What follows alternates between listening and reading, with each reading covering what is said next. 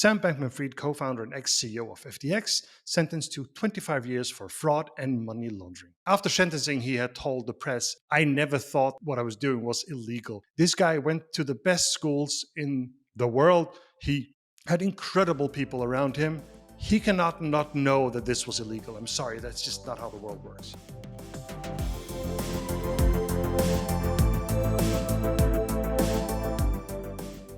Hey everyone, this is Heini and here, and welcome to Founders Weekly, where we cover the news for startup founders and tell stories we can learn from.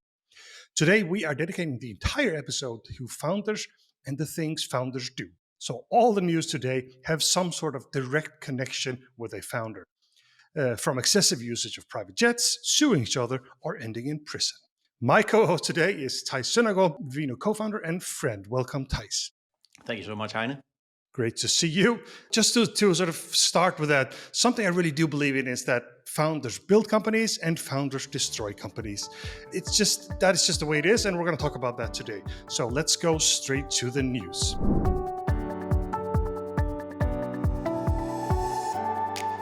Yahoo is acquiring Artifact. Yahoo announces the acquisition of AI news startup Artifact, created by the Instagram founders. Artifact's advanced AI personalization technology is to be integrated into Yahoo's digital properties. The Artifact app will discontinue as a standalone service post-acquisition. So, Theis, what is this? Is this good news for the founders, or how do you see this? Yeah, good question. I think there are two stories here. One is the founders, because in this case, the founders are special. But then you'll probably also have a team around them, and you definitely have some AI engineers in this setup. So there's a couple of stories about people on the inside here, and whether it's a good news story for them.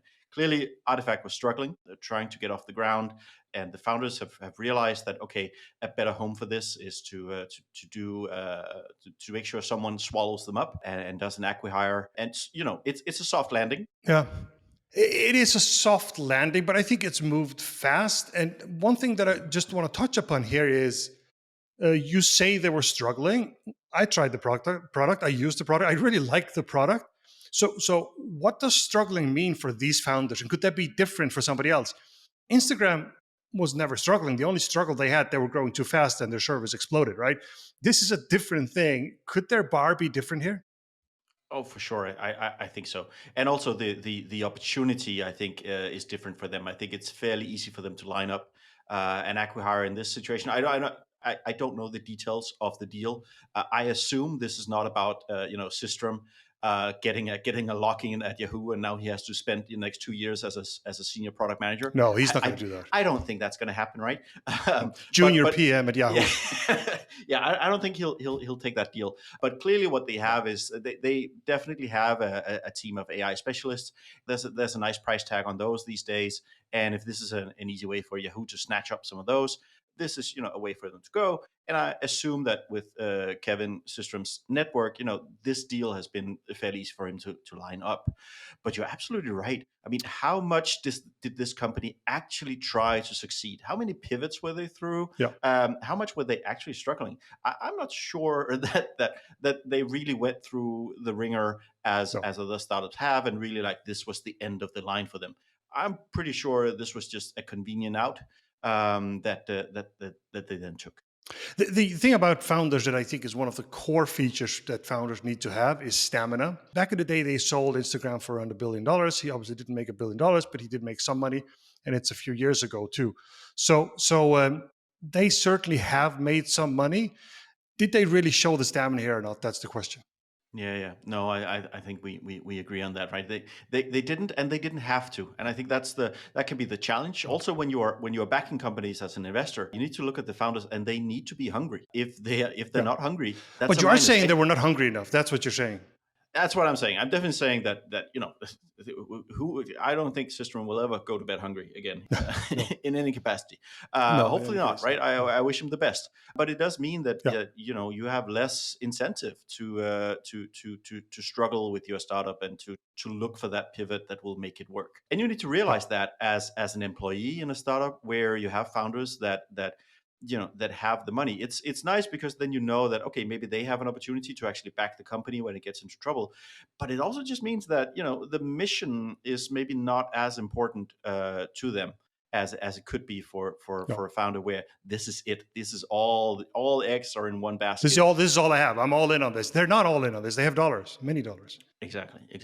But Heine, so with Artifact, how do you think that the team is reacting to this? Like this was probably not their choice, or maybe it was. How do you think the team is reacting to these news? Yeah, I mean, if I was like not this Instagram founders, but like a very ambitious young PM or something, I'd be a little bit disappointed, right?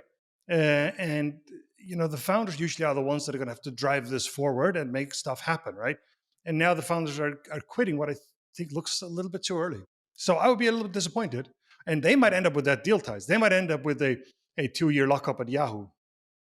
Exactly, and I don't think Yahoo was on their wish list. Probably there's a lot of interesting No. places to go if you're an AI engineer, and I'm not sure that Yahoo is the place, right? That's typically the place where mediocre Are you startups saying go to Yahoo is die. not the hottest place in?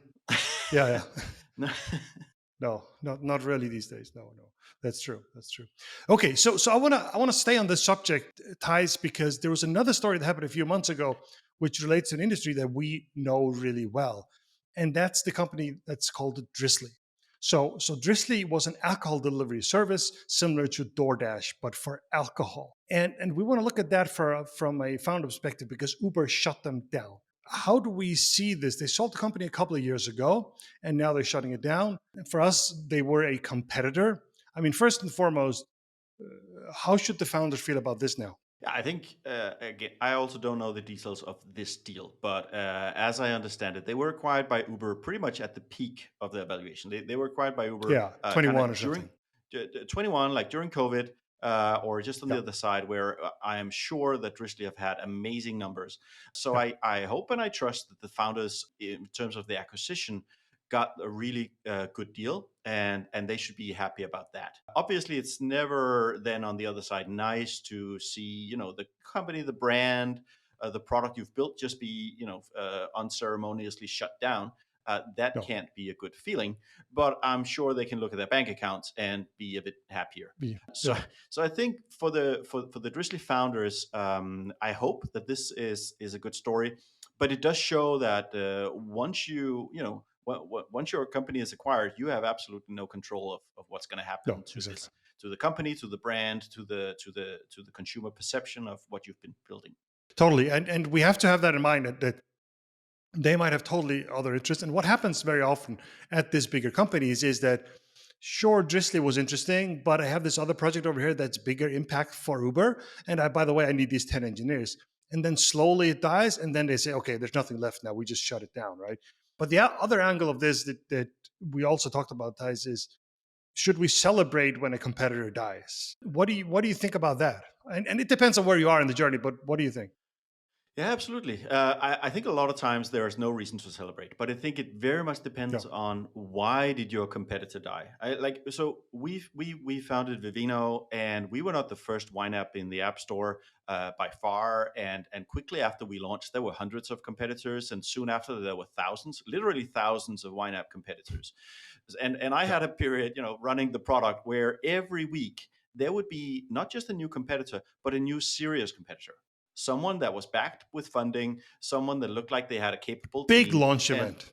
No product, big exactly, launch event. like real competitors, right? And I had that as a weekly thing, so that was stressful, Yeah, and we went through all these years, and obviously we came out on the other side, I would say, as the clear winner.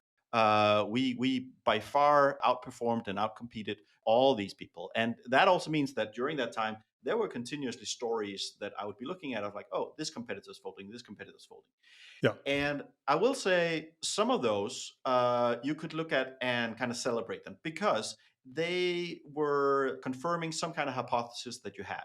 Like, for example, we had lots of competitors that were really focused on the wine industry, like really focused on, yeah. let me help out wineries. Enthusiasts. Whereas, yes, yeah, but also like the industry, right? On the other side, yeah, gotcha. Understood. Yeah. I'm building this wine app mainly so that wineries can really get a reach into consumers. Whereas our focus, we came from the other end of the spectrum, where we said, how can we, as a starting point, how do we help consumers? And Yeah. seeing those companies fold, it was like, okay, that's a validation that at least I think we're operating in the bigger space, in the better space. We also had some competitors that folded because they had a different cost structure than we had. Like we had a lot of Yeah. competitors that was 100% based in expensive areas like San Francisco or other places, and they were clearly running an operation where they had a higher headcount cost than we did. Yeah. Per head count. Yeah. Totally. Yeah.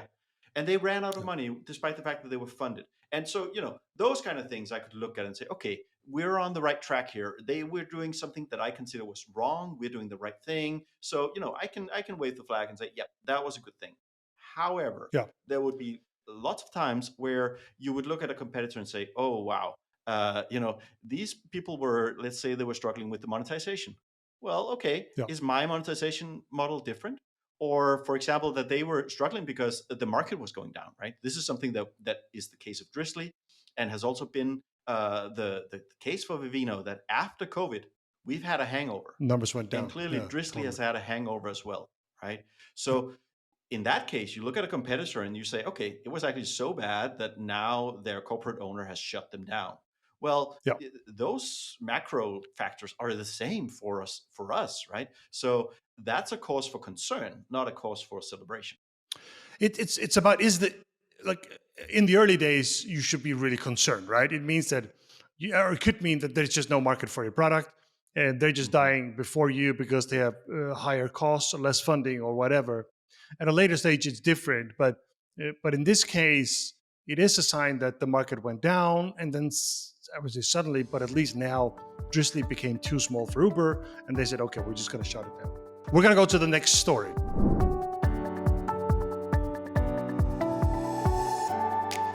Canoo spent double its annual revenue on the CEO's private jet. This is a story from TechCrunch that fascinated me. Canoo reportedly spent 1.7 million on private jet expenses for the CEO, Tony Aquila, which is more than double its annual revenue. So, to make things better, Canoo is an electric vehicle company focused on creating electric vehicles with a mission to transition the automotive world to clean and sustainable energy. So, first comment on this side, I mean, sustainable energy, I'm racing around with private jet. What do you think about that? That's amazing. Live the dream. Yeah. No, clearly something is wrong here, and something is Do you wrong think with it's jet corporate runs on governance. sustainable energy? No, I highly doubt it. I highly doubt it. So, what about you, Heini? Did you ever jet around in a corporate jet with Vivino? No, I did not. Look, you just can't do that, right?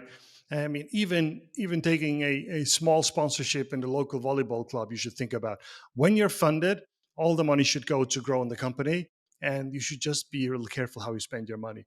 And this guy just makes everyone look horrible, right? Maybe he's going to say, "Well, I was flying around closing deals." Well, you were not doing a great job if you spent double the amount of money on jet expenses compared to the actual revenue brought in. So something's totally broken. Yeah, that's a pretty high customer acquisition cost. Yeah, yes, the jet cost. Yeah. Something else I want to touch on this, and this is something who people have, if you've raised money, like especially institutional money from venture capitalists and so on, you deal with this paperwork. And in this paperwork, there are so many small notes on things you can't do. And there is literally a paragraph that says you cannot buy anything over X right after you. And it's like, oh, that looks like you should not be buying a private jet. Well, that's why it's there. It's there because someone raised money and then went out and bought a private jet right after. So all the weird stuff you find in these papers, they happened. They happened because some crazy founder went out and bought a private jet, right? Yep. Exactly. It's just like the instruction manual for your microwave oven. All those things that it Yeah. says you can't do, it's because it happened in the past that someone did it. And the same thing with funding and what can you spend this money on. Somebody did it, Yeah. so now you shouldn't and you can't. But I wonder how, like, I wonder what the deal is with this company. Like, what is the corporate governance here? Where did the funding come Yeah. from so that this could happen? Yeah, I guess these provisions were not in this particular paperwork, right? And apparently it's open. So I know if some of this is listed, but at least these papers were open. So TechCrunch were able to find them.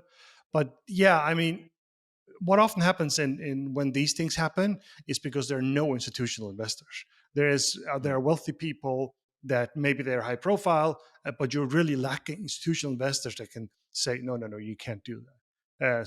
And a lot of wealthy people, they invest, but they don't know how to invest and they don't know how to do these things. So, that could be the reason. Or it could be that the investors Yeah, actually it could agreed be. on this and they thought it was a great Yeah, strategy to jet around the country to totally. close these deals.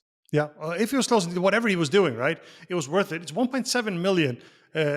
U.S. private jetting is not that expensive, so you'll get something for 1.7 million. Yeah, but this guy's been flying, that's for sure. Okay, we're going to take a short break. When we come back, we're going to talk about the darker side of being a founder.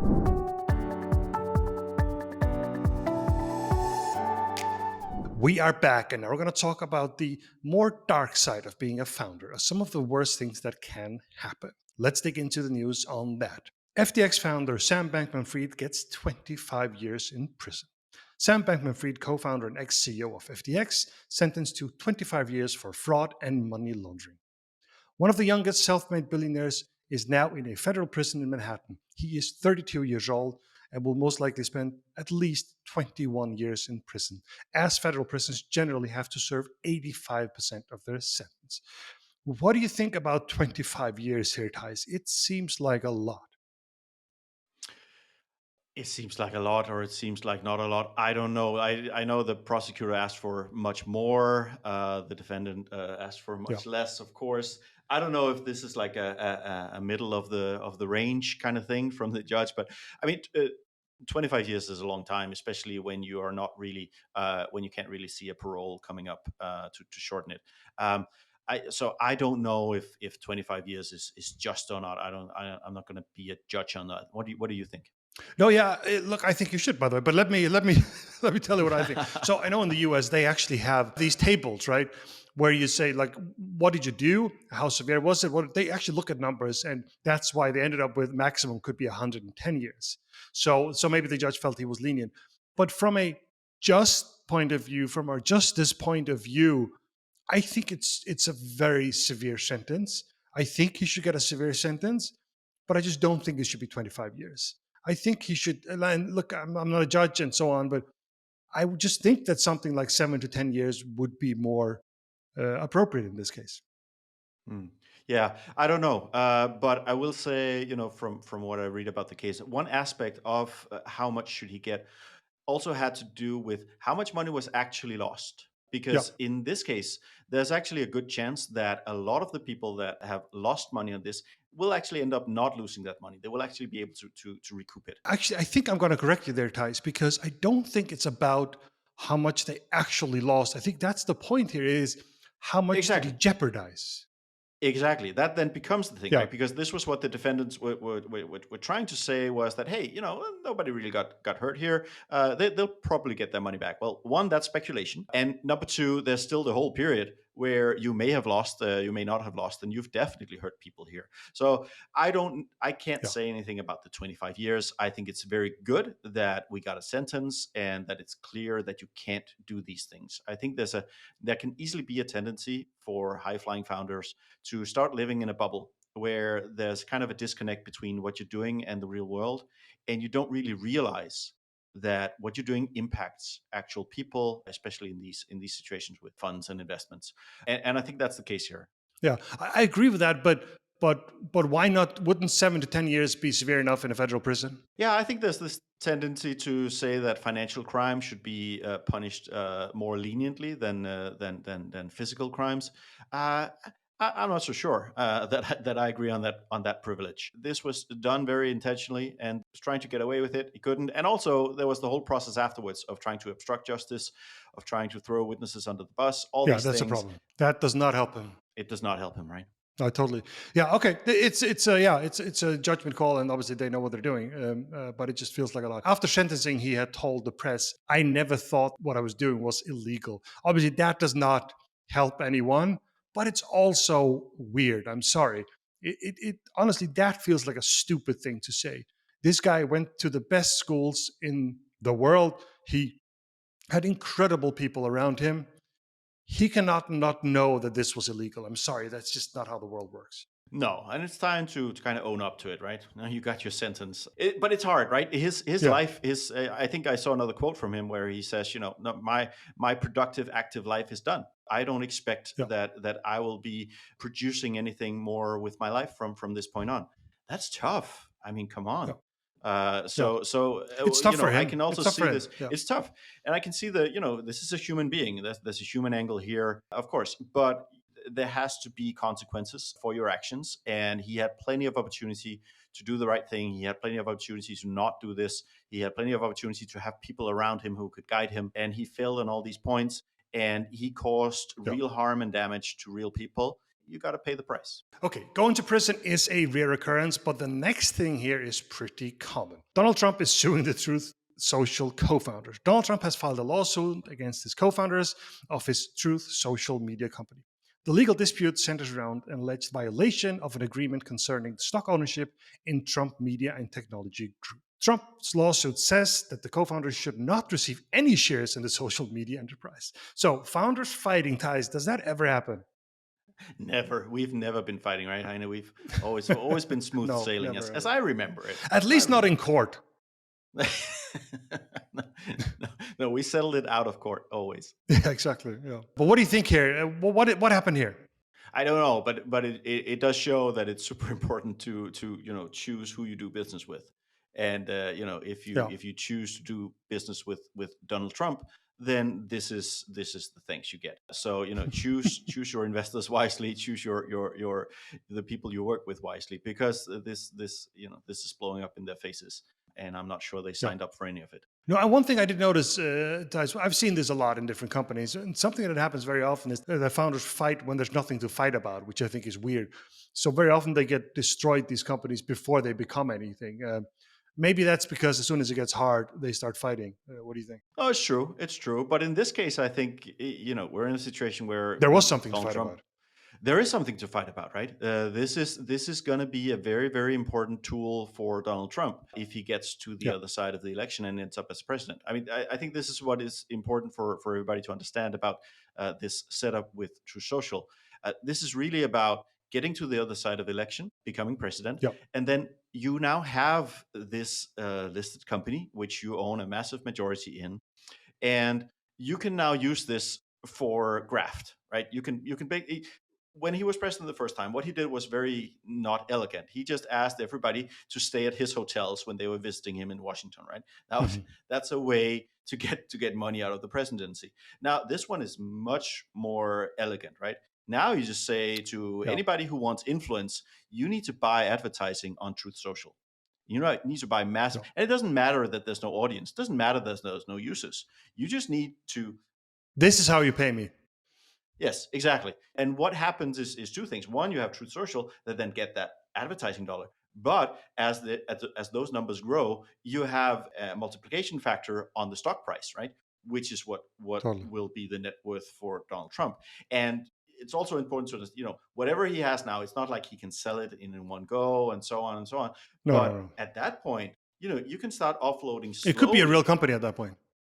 It could be a real company, but it could also just be simply the shell that he uses to get money out of the people that want influence. This is much more elegant than 100%. a, what do they call them, super A SPAC conference at or some what? golf Yeah, course. yeah, yeah, yeah. And like how to raise money for those things. This is super elegant, and if he can make it survive until the other side of the election, and if he can win the election, I think this is going to be a very strong tool for him, and it's very Yeah. worrisome and dangerous, to be clear. That is it's scary, right? I want to go back to the founders. In this case, the founders that are being sued by him are ex-apprentice participants where he worked before, and they came up with the idea and pitched it to him, and now he's trying to take company away from them. That's it's a little bit scary. If I was going to put one word on why this is happening, I mean it would be greed, right? I don't know the details. I feel like I don't have to know the details. It's just he's just trying to steal whatever he can, as ever. Absolutely. Like there's what 10-12% up for grabs here. If I can do a lawsuit, which he Yeah, already has 20 of those running, and there's yeah. a chance that he can win them, so do it. Right.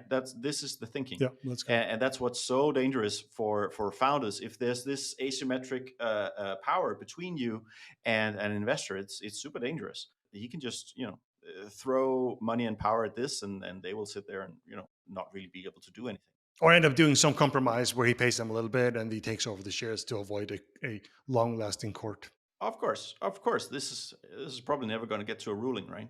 This is going to be settled out of court, and they're going to give out something. Yeah. Okay, we're gonna be back in a second with some questions from the community and an update.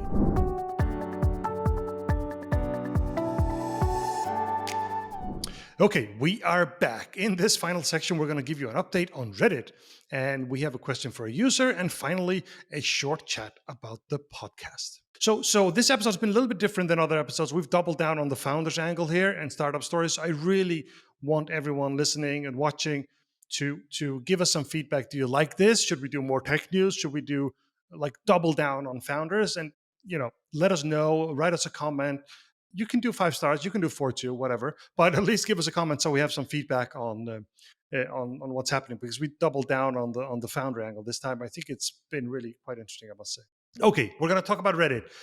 So it's been a bit of a ride for them. Their IPO price was $34. They're currently at $47. Still up from the IPO, but it's been a bit of a roller coaster. Their high has been $75. So Theis, I know you're a Redditor, and I know you had a story about them that was quite curious. Yeah, it's so interesting to see now that they've listed. I started to see in a couple of the subreddits that I follow, there's now a kind of a pinned comment from the moderator at the top of the feed that just says very plainly, Reddit is selling your comments and posts to Google, and you cannot opt out of this. And it's a great example of just how powerful these moderators are on Reddit, and how hard it's going to be and always has been for Reddit to control their community, right? They're riding this bull, and it's so hard. And now everything is public. Community bull. Yeah.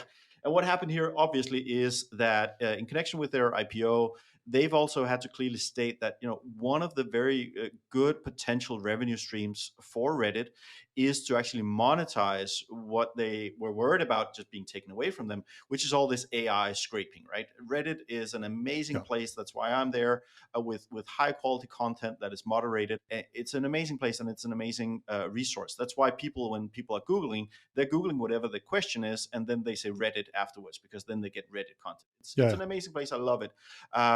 But obviously, so does the AI companies, right? And they want to scrape everything. So Reddit said, hey, this is actually, let's turn this into a monetization option for us. We can actually sell this. We can do licensing deals with these companies, with Google and so on, right? And that's one of the future potentials of Reddit. And that's amazing. But already you have a community that's revolting. Yeah, exactly. But think about it, Theis. How is this being used? Like, you're a Redditor, and you could be paying $10 a month or $15 a month or something. Instead, you're paying nothing.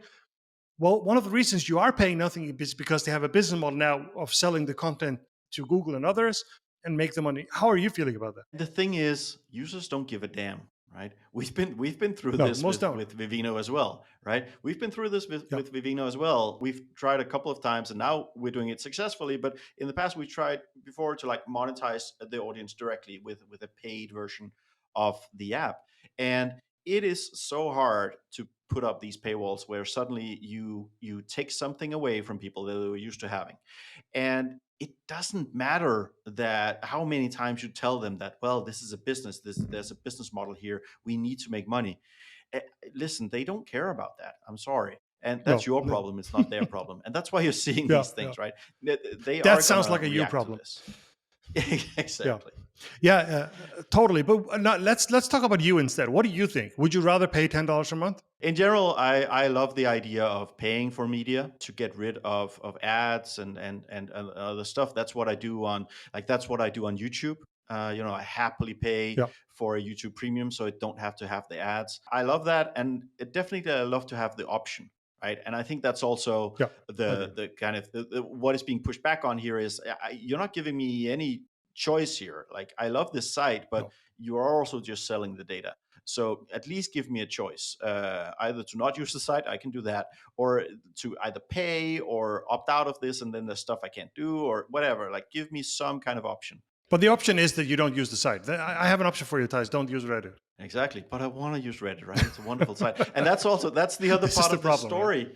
This is the problem, and this is also the problem for the moderators, right? Reddit has been Yeah. through many waves of these moderator uprisings, right? They had one a couple of years ago as well. I actually forget the context now, but it was huge uprising with the change they did, and basically Reddit just waited it out, because the truth here Yeah. is also that the moderators care a lot more about this than the actual users.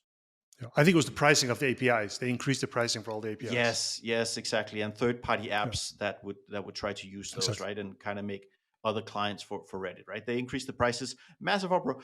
And listen, consumers didn't care about it at all, so it kind of just went away as well. It felt like a big rebellion at the time, right? But it wasn't. Exactly. And the interesting thing, like I remember the CEO at that point sent like an internal email where he basically said to the Reddit employees, like, relax, it's going to be okay. This is going to go away. And the problem was that email was then leaked. And then the moderators got even more upset, saying, "Oh, you can't wait us out. We're going to fight this," and so on. So, so there are Yeah, things that the Reddit CEO cannot say, but we can say it. And what we can say is yeah, just wait it out, because ultimately what we've seen over and over again, and this is the same thing with Facebook and other platforms, like consumers, they care quite little about their privacy, about what yeah. their information is used for. They're willing to trade it at least. Yeah, they are. And so I Yeah, think this is what's going to happen here as well. But it was just interesting to see how quickly the reaction comes from the moderators of putting in these notes of saying like, yeah. hey, did you know your information is now being sold to Google? We're going to move on here. So we have a question from a user, and the question is, what is a meme stock? So let's try with a definition. I tried to put something together here based on AI and different sources. So I'm just going to start with that, and then we can talk about it.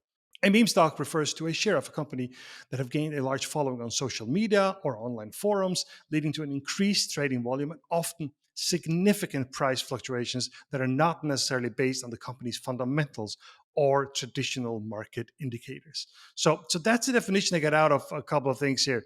Basically, something that is not priced like it normally would, and then things go a little bit crazy. Comment to that, Thais. Yeah, it's the glory of the internet, right? It's the original promise of the Yeah, internet that we have the long tail of consumers that can band together in groups and have a disproportionate influence, right? And they found the stock market. And totally. now they found the stock market. And now they're playing it. Exactly, because they have sufficient volume to actually be able the depth of the public market for some specific stocks. Some are out of reach of this, but for a lot of stocks, the daily trading volumes are not that high. And if you do get 10,000 users, 100,000 users, a million users to be interested in this, you can actually disconnect the stock from the fundamentals of the company and just Yeah, start either buying, selling, shorting just write it. the stock and just ride it, right? And with this world we live in now, where there's so many influences that can go in and activate these things, you can then get other investors on board, ride it as long as it goes up. A lot of people will be interested in see how long it goes and try to get in, not at the top, and that's what happens, right? So yeah, Yeah. these meme stocks are they're a new phenomenon, but in the internet context, this has always been the promise of the internet, that we can organize as consumers. We can now organize. Yeah, and examples are GameStop, obviously, Truth Social, but the one company that's also being challenged, I would like you can't call it a meme stock. It's definitely a real company, but has been valued on all indicators like out of anything we're used to, and that's Tesla. They have some meme stock indicators. They're a real company. They sell a lot of cars, but they are overpriced. And usually that would be a hope of winning some market in the future. We'll get the upside later, but usually they land somewhere, and Tesla just hasn't landed yet. Yeah, but maybe they are landing now, right? There's definitely some magic that has gone away in the past year. I Yeah, wouldn't categorize Tesla as a meme stock, because I do believe that their multiples were insane and are still very high. But it was connected to, like you say, it was connected to this belief that you could grab a future market that is massively bigger than the current market. And now, the world is kind of tumbling down on that in the sense that now you have a lot of competitors that are getting really good at making EVs. You have a lot Yeah. of countries and other foreign markets that are doing it just as well as you are. At the same time, you have a founder who is unhinged and is losing a lot of credibility and a lot of brand value.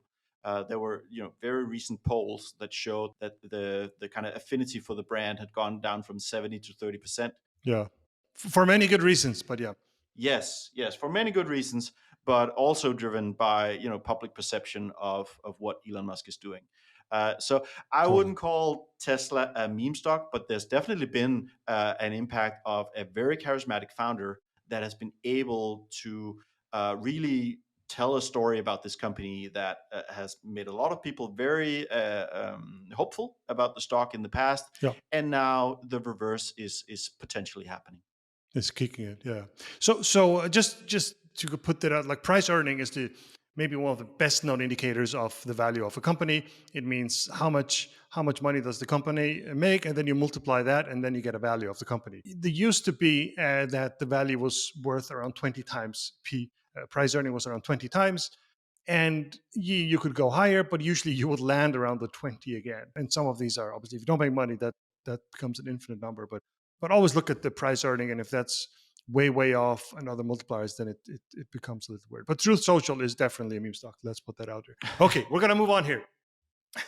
The talk about the podcast a little bit here. So things are better this week. Last week it was pretty painful. I feel like the numbers had crashed like Reddit did at the same week. It was not good. Numbers are still small, but we are up on all metrics. So the last week's episode had 385 downloads. Pretty far from the 10K we're going for. But I guess we'll celebrate when we hit 1,000 instead. Downloads are up 7% last week, and followers are up 5%. I mean, we got to keep pushing, right? What do you think, Theis? Absolutely, keep pushing. This is a long game, right? You've been through this with Yeah, YouTube as well. It's a slow start, and you gotta keep the ball rolling. I think the key totally. is just to focus on the fundamentals. Make an Yeah, interesting podcast. Is this worth listening to or not? I think podcasts are very subscriber driven as well. So you got to make sure that people find this interesting and want to listen again next week, right? So for me, totally. it's really about the quality of the product. Make it a great. It's Theis. This is what we are, product, right? I mean, keep making a better product, and it's not perfect yet. There are 1,000 things we can improve, and we're going to keep doing that. And we think it's going to come if we do that. One thing that is interesting though is that I wasn't sure which channel was going to work. YouTube, I had a following already, so it's cheating a little bit, so that worked well. Spotify has been quite good, but Apple Podcasts has sort of let us down a little bit. Started out really well, and now it's just way down. So I think they give us a boost to begin with, and then they sort of not anymore. Yeah. We're probably out of the honeymoon period with all these things, and now the real Yes. grind will Yeah. start. The grind is on. Yeah, totally. Cool. Thank you very much, Theis. We have come to the end. Please make sure you follow and subscribe wherever you listen to podcasts, and please leave a review and rating. It really helps. For all of you on YouTube, make sure you check out Raw Startup. A lot of good videos about how to build a startup. This has been Founders Weekly. Now stop listening and go build something.